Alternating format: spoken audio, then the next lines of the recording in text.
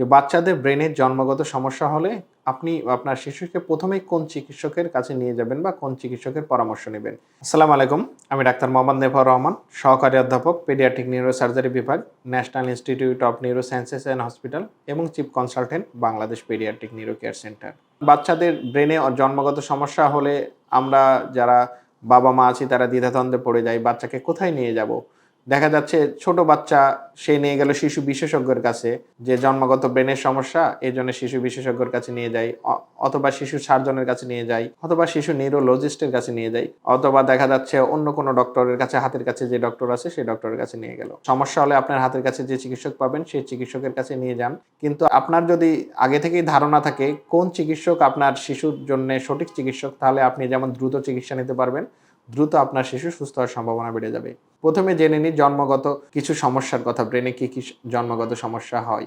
জন্মগত যেসব সমস্যাগুলো সাধারণত আমরা পেয়ে থাকি সেগুলোর মধ্যে একটি হচ্ছে হাইড্রোকেফালাস, বা শিশুর মাথায় পানি জমে দেখা যাচ্ছে মাথাটা বড় হয়ে যাচ্ছে। তারপরে আরেকটি পাওয়া যায় এনকেফালোসিল। এনকেফালোসিলের মধ্যে অনেকগুলো ভাগ আছে। একটা সামনে দিয়ে দেখা যাচ্ছে ব্রেন বের হয়ে আসে, সেটাকে আমরা ফ্রন্টোনেজাল এনকেফালোসিল বলি। পিছনের দিকে ঝুঁটির মতো থাকে, এটাকে বলি আমরা অক্সিপিটাল এনকেফালোসিল। এরপরে দেখা যাচ্ছে ব্রেনের কোনো অংশ নিচে নেমে যাচ্ছে, নিচে নেমে ঘাড়ে অতিরিক্ত চাপ তৈরি করতেছে। চাপ তৈরির কারণে বাচ্চার ঘাড় ব্যথা থেকে শুরু করে হাত পায়ের শক্তি কমে যাওয়া, যেটাকে আমরা কিয়ারি ম্যালফরমেশন বলি।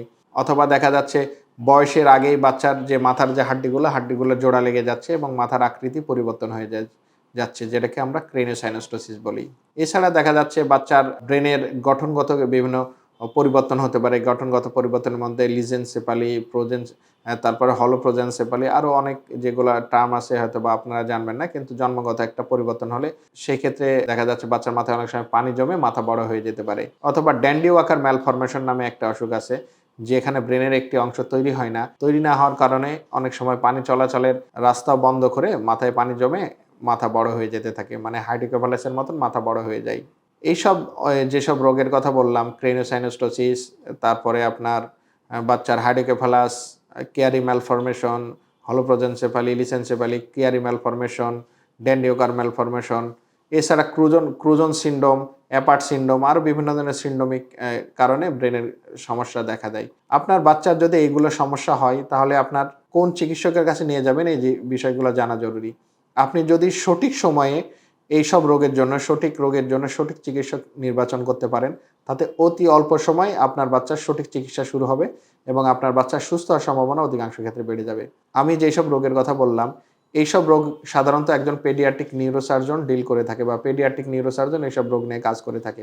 কারণ এইসব রোগের অধিকাংশ রোগেরই চিকিৎসা পদ্ধতি সাধারণত অপারেশনের মাধ্যমে এইসব রোগের চিকিৎসা করা হয়ে থাকে। সুতরাং আপনার বাচ্চার যদি জন্মগত ব্রেনে যে কোনো ধরনের সমস্যা হলে আপনি প্রথমেই আপনার শিশুকে একজন পেডিয়াট্রিক নিউরোসার্জনের কাছে নিয়ে আসুন। কারণ পেডিয়াট্রিক নিউরোসার্জন এ বিষয়ে দক্ষ, অভিজ্ঞ এবং সমসাময়িক জ্ঞানের অধিকারী, এবং এ বিষয়ে উনার দক্ষতাকে সর্বোচ্চ বলে ধরে নেওয়া হয়।